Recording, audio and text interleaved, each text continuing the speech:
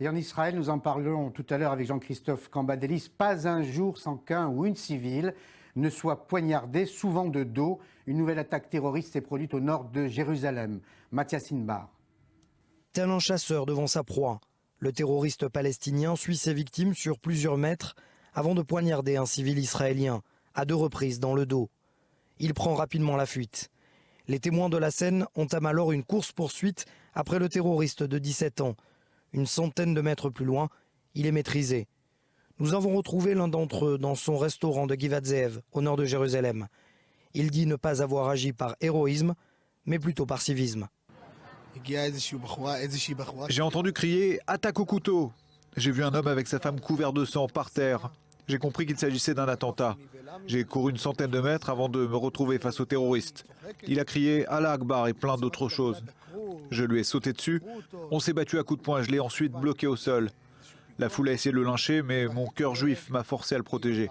Le cœur d'un juif ne peut supporter de voir quelqu'un souffrir, qu'il soit arabe ou terroriste. Je ne pense pas être un héros. N'importe qui aurait fait la même chose. Au même moment, Or, son frère, préfère s'occuper de la victime, avant que les secouristes ne s'affairent pour donner les premiers soins à cet Israélien de 35 ans, blessé grièvement. J'ai essayé de courir avec mon frère, mais lorsque j'ai vu qu'une dizaine de personnes couraient en direction du terroriste, je me suis dit qu'il fallait revenir aider le blessé qui était au sol. J'ai appelé les secours et la police, et je suis content que le terroriste ait pu être arrêté. Mais il est vrai que nous avons eu peur. J'aimerais désormais revenir à une vie normale.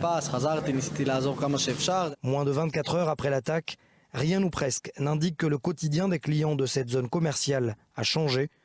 Certains se disent toutefois sur leur garde. Nous avons vraiment eu peur avant de venir, mais puisque nous savons que l'armée a fermé aujourd'hui les villages palestiniens aux alentours, nous avons décidé de venir manger ici. Sans doute que si l'armée n'avait pas pris cette décision, nous ne serions pas venus. C'est ici que le terroriste palestinien a terminé sa course. Il tentait de franchir la barrière de sécurité qui entoure Givat Ze'ev et s'enfuir vers l'un des villages palestiniens qui est derrière nous.